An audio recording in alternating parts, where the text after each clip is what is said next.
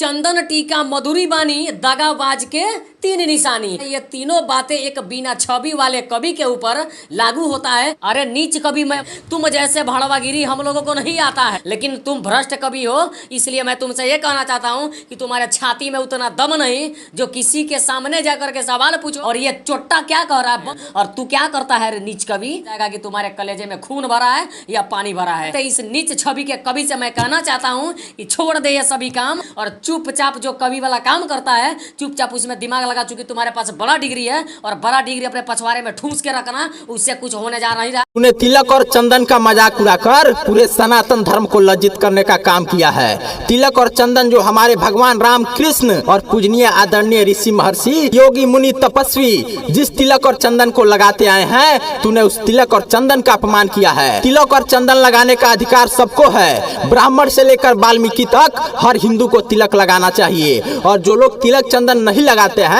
उनको तिलक और चंदन का सम्मान करना चाहिए। लेकिन तू खुजली वाला छिनेरा पत्तलकार तिलक और चंदन के मर्यादा को धूमिल करने का काम किया है। पता नहीं तू हिंदू परिवार में जन्मे किसी कुशवाहा की औलाद है या किसी मुल्ले की पैदाइश है, समझ में नहीं आता है। अगर तू वाकई में हिंदू होता तू तिलक और चंदन का अपमान कभी नहीं करता। तू तिलक और चंदन का विरोध नहीं करता। तूने तिलक और चंदन का अपमान करके पूरे सनातन धर्म का अपमान किया है। तुमको इसके लिए क्षमा मांगनी चाहिए। लेकिन क्षमा तो वो लोग मानते हैं जिनका जन्म माता के गर्भ से होता है और तेरा जन्म तो तेरे बाप के पिछवाड़े से हुआ है।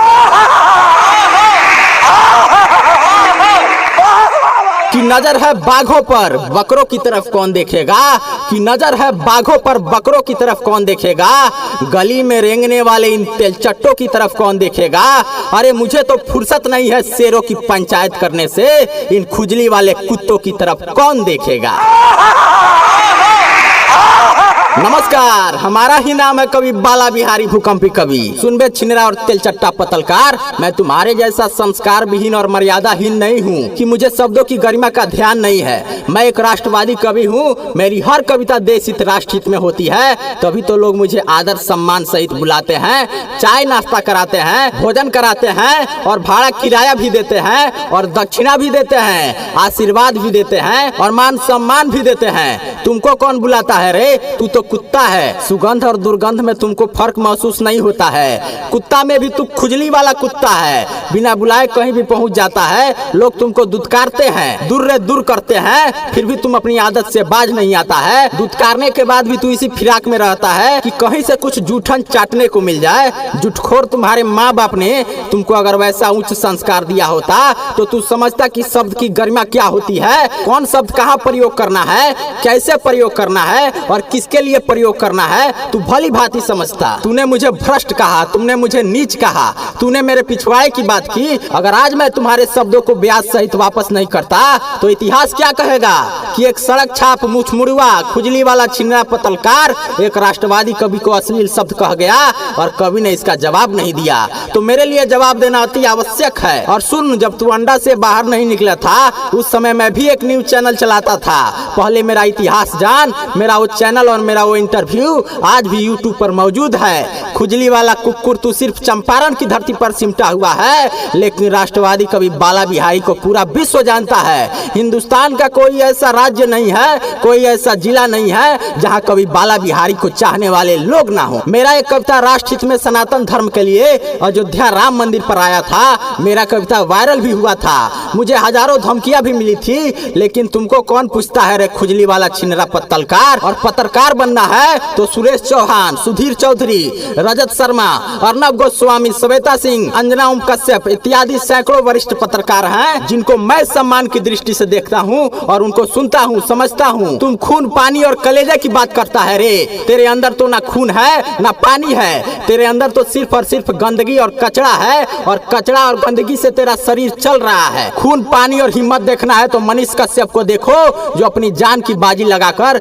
देश के कोने कोने में में जाकर पत्रकारिता करता है, लोगों से सवाल जवाब करता है और देश की समाज की लड़ाई लड़ता है। मनीष कश्यप मेरे अच्छे मित्रों में से एक हैं। तुमने देश के लिए क्या किया है, समाज के लिए क्या किया है, कौन सी लड़ाई लड़ी है, एक भी कार्य बताओ जो देश हित में तुमने किया हो। तुम तो सिर्फ और सिर्फ किसी व्यक्ति विशेष को टारगेट करके सवाल करते हो, 200-400 रुपया के लिए कुत्ते की तरह घूमते रहते हो। इस देश में बिहार की धरती पर दो भाई हैं जो मगहिया जवान के नाम से जाने जाते हैं। अगर उन लोगों को भी सुना होता, समझा होता तो तुम्हारे अंदर कुछ संस्कार आया होता। ये दोनों भाई मगहिया जवान भोजपुरी समाज से अश्लीलता मिटाने के लिए कई साल से लड़ाई लड़ रहे हैं। तूने उनके बारे में कभी कुछ नहीं बोला, तुमने मगहिया जवान का कभी साथ नहीं दिया। अरे कुत्ता भी कुत्ता का मांस नहीं खाता है, लेकिन तू तो कुत्ता खोर कुकुर है रे। तूने अपने निजी स्वार्थ में 50 लोगों के निजी जिंदगी की बातें पूछकर इंटरव्यू के नाम पर उनको परेशान करने का काम किया है। और सुन बे, सुन सुन मुछमुड़वा छक्का, तूने आज एक राष्ट्रवादी कवि से पंगा ले लिया है तो मेरा जवाब भी लयबद्ध पंक्तिबद्ध तरीका से सुसर्जित भाषा में होगा। मैं शुद्ध साहित्यिक भाषा में तेरे एक एक शब्द का जवाब दे रहा हूँ। खूब शांति से सुनना और आगे से किसी भी कवि के बारे में कुछ बोलने से पहले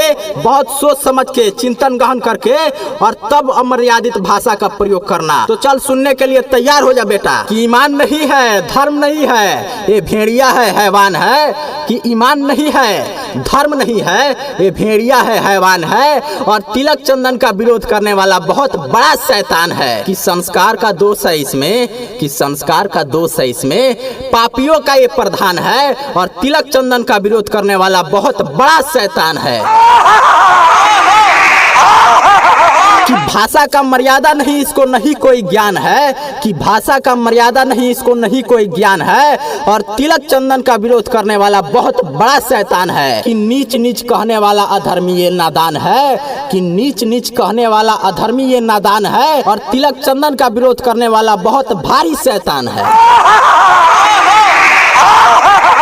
सुन लिया रे छिनेरा पत्रकार, इस बिहार की धरती पर सैकड़ों हजारों पत्रकार हैं, लेकिन किसी को नहीं लगा कि मैंने पूरे पत्रकार समाज के लिए बोला है। मैंने पत्रकार कुछ गिने चुने चिटपुटिया पत्रकारों को बोला था जो सिर्फ 5-7% हैं, जो लोकतंत्र के चौथे स्तंभ को धीरे धीरे दीमक की तरह चाट रहे हैं। और मेरा निशाना सटीक बैठा। तुम उन्हीं 5-7% पत्रकारों में से एक पत्रकार, पत्रकारों का राजा, महापत्रकार, छिनेरा पत्रकार निकला। मेरा पत्रकार शब्द मनीष कश्यप को बुरा नहीं लगा। मात्र 1 से 2 साल में अपनी जबरदस्त पहचान बनाने वाला मनीष कश्यप को बुरा नहीं लगा, क्योंकि मनीष कश्यप 90% अच्छे पत्रकारों में से एक है। लेकिन जो सच में पत्रकार है, वो पत्रकार शब्द सुनते ही बिल से बाहर आ गया। अब जब बिल से बाहर आ ही गए हो तो सामना करो। मैं अपने कविता के माध्यम से तुम्हारे आने वाली पीढ़ियों को भी ढक दूंगा। आने वाले समय में मेरी कविता को स्कूल के पाठ्यक्रम में शामिल किया जाएगा। मेरी कविता इतिहास के पन्नों में दर्ज होंगे। तेरा कौन इतिहास बनेगा रे कलुआ, मुछमुड़ुआ, कुत्ता खुजली वाला कुत्ता, छिनरा पत्रकार। कि भाइयों स्वाद खराब कर देगा मुंह का, ये सड़ा हुआ खीरा है। कि स्वाद खराब कर देगा मुंह का, ये सड़ा हुआ खीरा है। माइक लेके रेंगता है, ये गंदे नाली का कीड़ा है। इसके रवैया से समाज को बहुत पीड़ा है। कि इसके रवैये से समाज को बहुत पीड़ा है। और सच कहता हूँ भाइयों, ये पत्रकार बदबूदार कीड़ा है। मित्रों, इस वीडियो को आप लोग ज्यादा से ज्यादा शेयर कीजिए ताकि इसके जैसा कोई भी मुछमुड़ुआ, खुजली वाला कुत्ता आगे से हमारे सनातन धर्म और किसी के तिलक चंदन पर टिप्पणी करने से पहले 100 बार सोचे। और YouTube पे सर्च कीजिए कवि बाला बिहारी और हमारे सभी कविताओं को सुनिए। और हमारे चैनल को तुरंत सब्सक्राइब कर लीजिए, क्योंकि देश हित में जो आपको कहीं सुनने को नहीं मिलेगा वो एकमात्र कवि बाला बिहारी के चैनल पर सुनने को मिलेगा। तो बिना देर किए हमारे चैनल को तुरंत सब्सक्राइब कर लीजिए। जय हिंद, जय भारत, जय श्री।